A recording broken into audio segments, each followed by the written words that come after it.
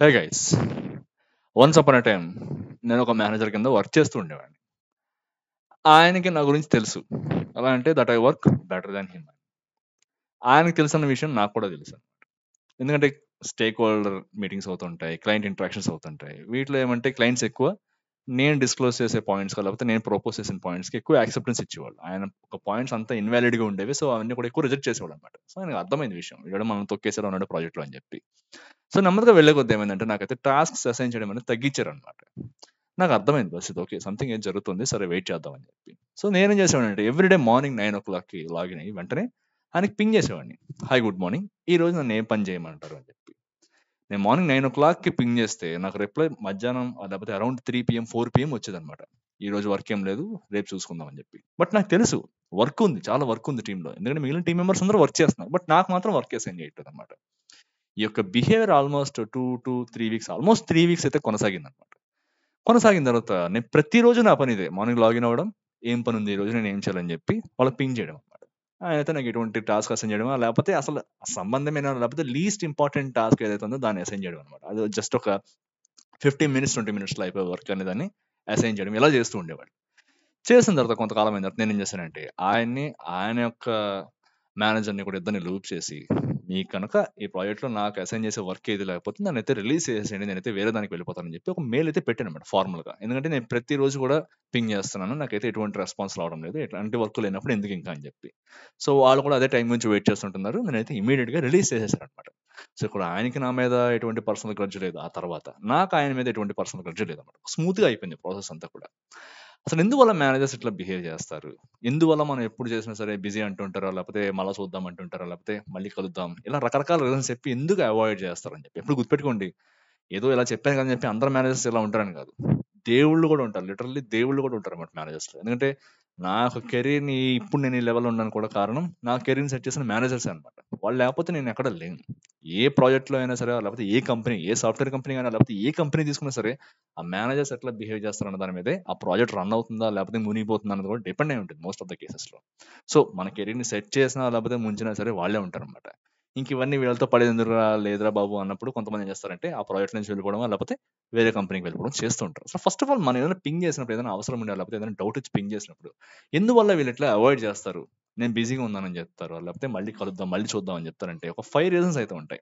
ఒకవేళ మీరు గనుక కాన్స్టెంట్‌గా ఇటువంటి బిహేవియర్‌తో ఇబ్బంది పడుతున్నారన్నప్పుడు మీరేం చేయాలి? ఒకవేళ మీ యొక్క మేనేజర్ గాని, లేకపోతే మీ యొక్క సూపర్వైజర్ గాని ఈ విధంగా బిహేవ్ చేస్తున్నప్పుడు మీరేం చేయాలనుకోవడం ఒక 10 పాయింట్స్ చెప్పడానికి అయితే ట్రై చేస్తా.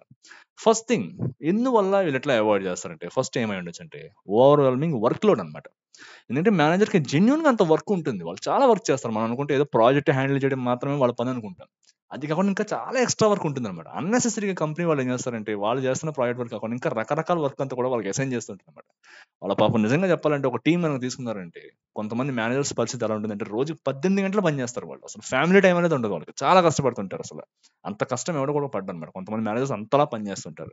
సో నిజంగానే వాళ్ళకంత ఓవర్‌వెల్మింగ్ వర్క్ ఉంది కాబట్టి, మీరు పంపించే దేనికి కూడా వాళ్ళు రెస్పాండ్ అవ్వరు. టూ బిజీగా ఉన్నాం, మేమైతే మళ్ళీ చూస్తామని చెప్పి చెప్తుంటారన్నమాట. సెకండ్ థింగ్ వచ్చి పూర్ కమ్యూనికేషన్ స్కిల్స్. కొంతమంది మేనేజర్స్ ఎలా ఉంటారంటే, టెక్నికల్‌గా వాళ్ళకంత కేపబుల్ కారన్నమాట. కేపబుల్ అని చెప్పి నేను చెప్పకూడదు. ఎందుకంటే టెక్నికల్‌గా వాళ్ళకి తెలీదు. కేపబిలిటీ అనేది సమస్య కాదు ఇక్కడ. ఎందుకంటే వాళ్ళు కార్పొరేట్ కంపెనీలో ఎప్పటినుంచో ఉన్నారు. ఆ లాడర్‌లో పైకి వెళ్లారు. సో వాళ్ళకి తెలుసుకోవాల్సిన పని కూడా లేదు. బట్ ఏం చేస్తారంటే, వాళ్ళకి ఈ యొక్క సపోజ్ ఒక సబార్డినేట్ గనుక పింగ్ చేసాడంటే, ఆ పర్టిక్యులర్ థింగ్ ఏంటి అన్నది ఆ తెలిసిన టెక్ లీడ్ గాని, లేకపోతే టీమ్ లీడ్ గాని లేకపోతే వాళ్ళకి తెలీదన్నమాట. సో వాళ్ళ ఒపీనియన్ తీసుకొని మీకేదైనా హెల్ప్ చేయడానికి ట్రై చేస్తారు తప్పితే డైరెక్ట్‌గా మీకైతే వాళ్ళు ఇప్పుడు రెస్పాన్స్ ఇవ్వరన్నమాట. సో ఇటువంటివి కనుక జరుగుతున్నప్పుడు ఏమంటే, వాళ్ళ యొక్క సపోర్ట్ లేకుండా మీకైతే వాళ్ళు ఎటువంటి రెస్పాన్స్ ఇవ్వరన్నమాట. అవాయిడ్ చేయడం అయితే చేస్తారు. ఇది నంబర్ 2, ఇదొక రీజన్ అయ్యుండొచ్చు. నంబర్ 3 వచ్చి అవాయిడెన్స్ అన్నమాట. కావాలని అవాయిడ్ చేయడం. నెగ్లెక్ట్ మిమ్మల్ని కావాలని నెగ్లెక్ట్ చేయడం అన్నమాట. ఎందుకంటే వాళ్ళకి సంథింగ్ ఏదో మీ మీద ఏదో ఉంది. మీరు ఆ ప్రాజెక్ట్‌లో ఉండడం వాళ్ళకి ఇష్టం లేదు. లేకపోతే మీకు వాళ్ళకి మధ్య టర్మ్స్ బాలేవు. సేమ్ నా కేస్‌లో జరిగినట్టన్నమాట. అండ్ నెక్స్ట్ థింగ్ వచ్చేసి ల్యాక్ ఆఫ్ ఆర్గనైజేషనల్ స్కిల్స్ అన్నమాట. వాళ్ళకి ఉన్న వర్క్‌లో లేకపోతే వాళ్ళకు ఉన్నటువంటి టైమ్ టేబుల్‌లో వాళ్ళు సరిగ్గా మేనేజ్ చేసుకోలేకపోవడము. వర్క్ అనేదాన్ని వాళ్ళు ప్రయారిటైజ్ చేసుకోకపోవడం వల్ల కూడా మీకైతే వాళ్ళైతే రిప్లై ఇవ్వకపోవచ్చు. ఇలా వేరియస్ రీజన్స్ అయితే ఉంటాయన్నమాట మిమ్మల్ని అయితే అవాయిడ్ చేయడానికి. మీరు కనుక కంటిన్యూస్‌గా ఈ రకమైనటువంటి బిహేవియర్ మీరైతే ఎక్స్‌పీరియన్స్ చేస్తున్నారు. ఎన్ని సార్లు మీరు మెసేజ్ చేస్తున్నా సరే, వాళ్ళ దగ్గర నుంచి ఎటువంటి రెస్పాన్స్ రావడం లేదు. ఏం చేయాలో తెలియడం లేదు. నా మీద ఏమైనా ఇష్యూ ఉందా? లేకపోతే సంథింగ్ ఏదైనా మాకు పడడం లేదా అన్నది కూడా నాకైతే తెలియడం లేదు. ఏం చేయాలో అర్థం కావట్లేదు. స్టాగ్నెట్ అయిపోతున్నట్టు ఉంది ప్రాజెక్ట్ అన్నప్పుడు మాత్రం ఏం చేయాలంటే ఒక 10 పాయింట్స్ అయితే మీకైతే చెప్పడానికి ట్రై చేస్తాను. మాక్సిమం ఎప్పుడు కూడా మనం వాళ్ళతో స్మూత్‌గా ఉండడానికి ట్రై చేయాలి. ఎందుకంటే ఏం చేయాలనుకున్నా వాళ్ళు చేయగలుగుతారనమాట. సో, ఎప్పుడు కూడా మాక్సిమం వాళ్ళతో మంచి టర్మ్స్ అనేవి మెయింటైన్ చేస్తూ, ఒకవేళ మీకు అంతలా నచ్చకపోతే మరీ ఎస్కలేషన్స్ అట్లాంటివి ఏం చేయకుండా నీట్‌గా ప్రాజెక్ట్ నుంచి వేరే ప్రాజెక్ట్‌లోకి వెళ్ళిపోవడానికి అయితే ట్రై చేయండి. లేకపోతే వేరే కంపెనీకి ఆపర్చునిటీ వస్తే దానికన్నా వెళ్ళడానికి అయితే ట్రై చేయండి తప్పితే ఎప్పుడు కూడా వాళ్ళతో ఎప్పుడు గొడవ పెట్టుకోవద్దు. ఎవరు జెన్యూన్‌గా ఉంటారో లేకపోతే ఎవరు మీకు సపోర్ట్ చేసేవాళ్ళు ఉంటారో, ఎవరు మిమ్మల్ని తొక్కేసేవాళ్ళు చూస్తారో ఎవరు తెలీదనమాట ఎప్పుడు. బట్ ఎప్పుడు గుర్తుపెట్టుకోండి. ఏం చేయాలి ఇటువంటి సిట్యుయేషన్‌లో అంటే ఫస్ట్ థింగ్ ఏమంటే షెడ్యూల్ రెగ్యులర్ మీటింగ్స్ అనమాట. మీ యొక్క మేనేజర్ ఎవరైతే ఉన్నారో, లేకపోతే మీ యొక్క టీమ్ లీడర్, లేకపోతే మీ యొక్క సూపర్వైజర్ ఎవరైతే ఉన్నారో, వాళ్ళతో రెగ్యులర్‌గా మీటింగ్స్ అనేవి షెడ్యూల్ చేసుకోవడానికి అయితే ట్రై చేయండి ఎప్పుడు కూడా. మనం ఈ టైంకి మీట్ అవుదాం ఎవ్రీడే ఒక పావు గంట సేపు అట్లీస్ట్ ఒక 10 నిమిషాల పాటు ఒక మీటింగ్ అనేది నేను షెడ్యూల్ చేస్తాను. నాకేమైనా ఇష్యూస్ ఉన్నాయంటే మీకు అడ్రెస్ చేస్తాను. దాన్నైతే రిజాల్వ్ చేయడానికి ట్రై చేయండి అని చెప్పి ముందుగానే మీరైతే వాళ్ళతో ఒక షెడ్యూల్డ్ మీటింగ్ అనేది పెట్టుకోవడానికి అయితే ఇప్పుడు ట్రై చేయండి. ఇది నంబర్ 1 థింగ్. నంబర్ 2 వచ్చి బీ క్లియర్ అండ్ కన్సైజ్ అనమాట. ఎందుకంటే వాళ్ళకున్న హెక్టిక్ వర్క్ ఎన్వైర్న్మెంట్‌లో మీకిచ్చే టైం అనేది చాలా తక్కువ. అలాంటి టైంలో మీరు గనక వాళ్ళు అడిగినప్పుడు ఏంటి ఇష్యూ అని చెప్పి మీకు నిజంగా గనక మీ దగ్గరికి వచ్చినప్పుడు మీరు అది, ఇది ఏంటి అని చెప్పి గనక మీరు గనక నీళ్ళు నమిలారంటే వాళ్ళకి చాలా చిరాకొస్తుంది. ఎందుకంటే వాళ్ళు నిజంగా అంత టైం పెట్టి మీ దగ్గరికి వచ్చినప్పుడు క్లియర్ కట్‌గా మీరేమనుకుంటున్నారు? మీకు దేని మీద హెల్ప్ కావాలి? మీరెక్కడ ఆగిపోయారు? మీరెక్కడ స్టక్ అయిపోయారు? అన్న విషయాలన్నీ కూడా వాళ్ళు క్లియర్‌గా టక టక టక చెప్పుకుంటూ వెళ్ళిపోవడానికి అయితే ట్రై చేయండి. కన్సైజ్‌గా చెప్పండి. క్లియర్‌గా చెప్పండనమాట. సో, వాళ్ళు కూడా అప్రిషియేట్ చేస్తారు ఆ బిహేవియర్‌ని. ఎందుకంటే వాళ్ళు చాలా డెడ్‌లైన్స్ ఉంటాయి వాళ్ళకి. చాలా క్రిటికల్ డెడ్‌లైన్స్ ఉంటాయి. వాళ్ళకి హెక్టిక్ వర్క్ ఎన్వైర్న్మెంట్‌లో వాళ్ళు పనిచేస్తుంటారు. సో, అటువంటి టైంలో ఒక 5 మినిట్స్ కొంతమంది వాళ్ళ లైఫ్‌లో 5 మినిట్స్ ఇవ్వడం కూడా చాలా కష్టం అనమాట. సో, ఇటువంటి సిట్యుయేషన్ ఉన్నప్పుడు మీ ప్రాబ్లమ్‌ని ఎంత క్రిస్ప్ అండ్ క్లియర్‌గా చెప్పడానికి ట్రై చేస్తారో అంత మంచిదనమాట. సో, ఎప్పుడు రెడీగా ఉండండి. ఎప్పుడైనా అవసరం వచ్చింది వాళ్ళతో మాట్లాడాలంటే రెడీగా ఉండండనమాట. ఒక నోట్స్ అనేది ప్రిపేర్ చేసుకొని రెడీగా ఉండండి. ఇది second thing. And third thing వచ్చేసి ప్రయారిటైజ్ ఇష్యూస్. చాలా ఇష్యూస్ ఉంటాయి. చాలా ఇష్యూస్ మీరు అడ్రెస్ చేయాల్సి ఉంటుంది. వాటన్నిటిని కూడా ప్రయారిటైజ్ చేసుకోండి. First of all project issues first of all మీరు ఒక ప్రాజెక్ట్‌లో పనిచేస్తున్నారు. అందులో మనం ఎట్లయితే ఇచ్చుకుంటామో క్రిటికల్, ఇంపార్టెంట్ అని చెప్పి, అంత అవసరం లేదని చెప్పి, ఎలా అయితే మేము స్కేల్ ఇచ్చుకుంటామో, మీరు మీ యొక్క మేనేజర్ గాని, లేకపోతే సూపర్వైజర్ గాని చెప్పాలనుకున్న ఇష్యూస్ అన్ని కూడా మీ అంతట మీరే ప్రయారిటైజ్ చేసుకోండి. ఫస్ట్ ఇది నాకు రిజాల్వ్ అవ్వాలి. సెకండ్ ఇది రిజాల్వ్ అవ్వాలి. థర్డ్ ఇది రిజాల్వ్ అవ్వాలి. ఫోర్త్ అసలు పర్వాలేదు నేనే మేనేజ్ చేసుకుంటాను. ఇలాంటివన్నీ కూడా మీరు ఫస్ట్ ప్రయారిటైజ్ చేసుకోండి. అంతే తప్పితే వాళ్ళొచ్చి మిమ్మల్ని అడిగినప్పుడు ఫస్ట్ అసలు అవసరమే లేని ఇష్యూస్ ఫస్ట్ చెప్పి, సార్ క్యాంటీన్‌లో ఇడ్లీ బాలేదు సార్, సాంబార్ బాలేదు సార్ అని చెప్పి అవన్నీ మేనేజర్ చెప్తే ఆయన ఏం చేస్తాడండి? ఒకసారి ఆలోచించండి. అది ప్రయారిటీ కాదు కదా! అది కాకుండా ఇంకా మీ ప్రాజెక్ట్‌లో ఏవో ఇష్యూస్ ఉంటాయి కదా! ఫస్ట్ అవి చెప్పడానికి ట్రై చేయండి. ఇవన్నీ చివర్లో అనమాట. చెప్పచ్చు పర్వాలేదు. బట్ ప్రయారిటైజ్ చేసుకోండనమాట. ఏదో చెప్తున్నాను అలా మరి ఎవడు చెప్పడు. బట్ చెప్తున్నాననమాట. సో, ఇది నంబర్ 3 అనమాట. అండ్ నంబర్ 4 వచ్చి యూజ్ మల్టిపుల్ చానెల్స్ అనమాట. ఏదో ప్రతిసారి కూడా ఏదో టీమ్స్‌లో పింగ్ చేయడమో, లేకపోతే సంథింగ్ ఏదో వాళ్ళకేదో వాట్సాప్‌లో మెసేజ్ చేయడం ఇట్లాంటివి కాకుండా మల్టిపుల్ చానెల్స్ అయితే ట్రై చేయండి అనమాట. మెయిల్స్ పెట్టడం. మనం చెప్పుకున్నట్టయితే వాట్సాప్ గాని, టీమ్స్ కానీ వాళ్ళని ఎన్ని విధాలుగా మీరు అప్రోచ్ అవ్వగలుగుతారో అన్ని విధాలుగా ఫస్ట్ ఆఫ్ ఆల్ మీరు అప్రోచ్ అవ్వడానికి ట్రై చేయండి. బట్ మోస్ట్ ఇంపార్టెంట్ థింగ్ ఏమంటే డాక్యుమెంటెడ్‌గా ఉండడానికి ఎప్పుడు ట్రై చేయండి. ఎప్పుడు కూడా అందులో ఫస్ట్ థింగ్ ఏమంటే మెయిల్ పెట్టడం అనమాట. మెయిల్ పెట్టడం మాత్రం మర్చిపోవద్దు. ఎందుకంటే మీరు మైక్రోసాఫ్ట్ టీమ్స్ అన్నా కొన్ని సార్లు ఏమవుతుందంటే వాళ్ళ పాలిసీస్ వల్ల స్టిప్యులేటెడ్ టైమ్ తర్వాత అవన్నీ ఎరేజ్ అయిపోతాయి. ఆ మెసేజెస్ అన్నీ కూడా. బట్ మెయిల్స్ అనేవి అట్లా కాదు. దానికి కూడా ఉంటుంది. బట్ ఏమంటే మెయిల్ అనేది ఒక ప్రొఫెషనల్‌గా ఉంటుందన్నమాట. నేను ఆల్రెడీ ఈ ఇష్యూని మీకు ఎప్పుడో చెప్పాను. నాకు ఎటువంటి రెస్పాన్స్ రాలేదని చెప్పి మీరు రిమైండర్ మెయిల్స్ కూడా పంపించడానికి దాని మీద ఉంటుంది. So, multiple channels communication channels అయితే యూజ్ చేసుకోవడానికి ట్రై చేయండి. ఇది నంబర్ 4. అండ్ నంబర్ 5 వచ్చి ఎస్కలేట్ వెన్ నెసెసరీ. ఇంకా నాకు ఎటువంటి థింగ్ రావడం లేదు. ఎటువంటి రెస్పాన్స్ రావట్లేదు. నాకు ఖచ్చితంగా ఇది జరిగి తీరాల్సిందే. నాకు సమస్యకి, ప్రాబ్లమ్‌కి సొల్యూషన్ వచ్చి తీరాల్సిందే అనుకున్న మూమెంట్ వచ్చేంత వరకు కూడా దయచేసి ఎప్పుడు ఎస్కలేట్ చేయొద్దు. ఎప్పుడు గుర్తుపెట్టుకోండి. ఏదో చిన్న చిన్న వాటికి లేకపోతే ఒకసారి చెప్పేసి సెకండ్ టైమ్ ఎస్కలేట్ చేసేయడం ఇటువంటివి ఎప్పుడు చేయొద్దు. చాలా తప్పు. ఎందుకంటే వాళ్ళ వైపు నుంచి కూడా మీరు ఎప్పుడు ఆలోచించాలి. వాళ్ళకి ఏం బిజీలో ఉండి వాళ్ళు అట్లా చేస్తారో మీకు తెలీదు కదా! సో, ఎప్పుడు కూడా ఎస్కలేషన్ అనేదాన్ని చివరి ఆప్షన్ కింద పెట్టుకోండనమాట. సో, ఇది ఎప్పుడు గుర్తుపెట్టుకోండి. ఎప్పుడు కూడా చివరి ఆస్త్రంగా ఉపయోగించండి తప్పితే ఎస్కలేషన్ అనేదాన్ని ఫస్ట్‌లోనే ఆర్ 1 ఆర్ 2 అటెంప్ట్స్‌లోనే ఎప్పుడు కూడా ఎస్కలేట్ చేయొద్దు. ఇది ఎప్పుడు గుర్తుపెట్టుకోండి. నెక్స్ట్ పాయింట్ వచ్చి ఇందాక చెప్పుకున్నట్టే డాక్యుమెంట్ ఎవ్రీథింగ్. మీకెప్పుడు సమస్యొచ్చింది? మీరు ఫస్ట్ ఎవరిని అప్రోచ్ అయ్యారు? వాళ్ళు ఏ సొల్యూషన్ ఇచ్చారు? అది ఇంప్లిమెంట్ చేసిన తర్వాత వర్కౌట్ అయిందా లేదా? వర్కౌట్ అవ్వకపోతే ఎందుకు వర్కౌట్ అవ్వలేదు? మళ్ళా ఎప్పుడు మెయిల్స్ పెట్టారు? ఏం చేశారు? ప్రతీది కూడా ఆ రోజులో మీరేం చేస్తున్న ప్రతి పని కూడా మీరెప్పుడు కూడా డాక్యుమెంట్ చేయడం అయితే ఎప్పుడు మర్చిపోవద్దు. ఇదేదో మేనేజర్స్ విషయంలోనే కాదు. మీ యొక్క పని మీకిచ్చిన అసైన్ చేసిన మీ యొక్క వర్క్ ఏం చేస్తున్నారు? ఎంతవరకు కంప్లీట్ అయింది? ఏంటనేది ప్రతిరోజు కూడా మీ అంతట మీరు స్క్రమ్ మీటింగ్స్ లేకపోతే జిరా టికెట్స్ అన్ని పక్కన పెట్టేసేయండి. మీ అంతట మీరు ఒక డైరీ అనేది ఎప్పుడు మెయింటైన్ చేసుకోండి. దాంట్లో ప్రతీది కూడా డాక్యుమెంట్ చేసుకోవడానికి ఎప్పుడు ట్రై చేయండి అనమాట. ఇదంతా కూడా సపోజ్ ఒకవేళ ఫైనల్‌గా గనక ఇది ఎస్కలేట్ అయింది లేకపోతే సంథింగ్ ఏదో ఇష్యూ ఎప్పుడో నేనైతే మనం అడ్రస్ చేయాల్సింది ఇంతవరకు ఎందుకు వచ్చింది అన్నప్పుడు ఏదైనా డిస్కషన్ వచ్చిందంటే హైయర్ మేనేజ్మెంట్ నుంచి మీ వైపు నుంచి మీరు చూపించుకోవడానికి అట్లీస్ట్ ఒక డైరీ అనేది ఉంటుంది.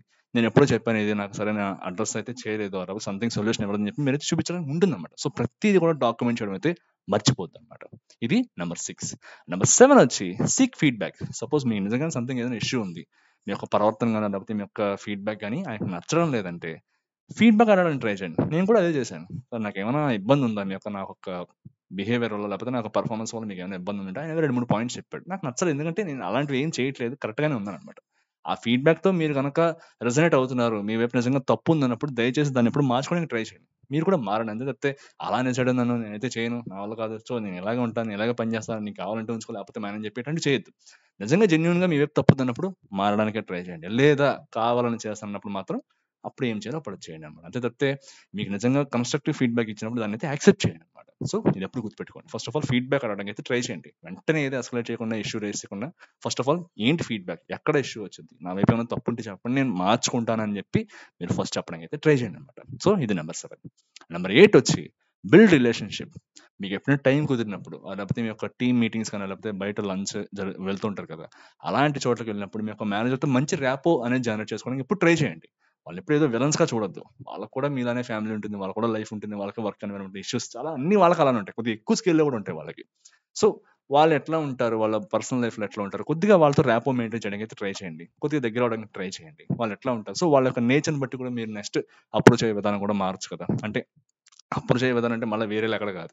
ఎట్లా ఎటువంటి టైంలో వాళ్ళైతే అవైలబుల్‌గా ఉంటారు. వాళ్ళతో ఎలా మాట్లాడితే కొద్దిగా మనకు రెస్పాన్స్ ఇస్తారు. ఇలాంటివన్నీ కూడా మనం వేరే విధంగా కూడా తెలుసుకోవచ్చనమాట. బయట ఇట్లా ఏమైనా మీటింగ్స్ అవుతున్నప్పుడు ఇలాంటివన్నీ కూడా తెలుసుకోవచ్చనమాట. సో, బయట కూడా ఒక మంచి రిలేషన్‌షిప్, ఒక మేనేజర్ టు ఎంప్లాయీ రిలేషన్‌షిప్ అనేది బిల్డప్ చేసుకోవడానికి ఎప్పుడు ట్రై చేయండనమాట. సో, ఇది నెంబర్ 8. నెంబర్ 9 వచ్చి బీ పేషెంట్ బట్ పర్సిస్టెంట్. నేను చెప్పినట్టుగానే మీ ఎండ్ నుంచి మీరు తప్పు లేకుండా ప్రతిరోజు కూడా ఓపికతోటి పర్సిస్టెంట్‌గా మీరు ట్రై చేయండి. వదలొద్దు. మీకు ఏ వైపు ఇష్యూ లేనప్పుడు మీరు వదలకుండా ట్రై చేయండి. ఓపికగా ట్రై చేయండి. వాళ్ళు మీకు రెస్పాన్స్ ఇచ్చేంత వరకు ట్రై చేయండి.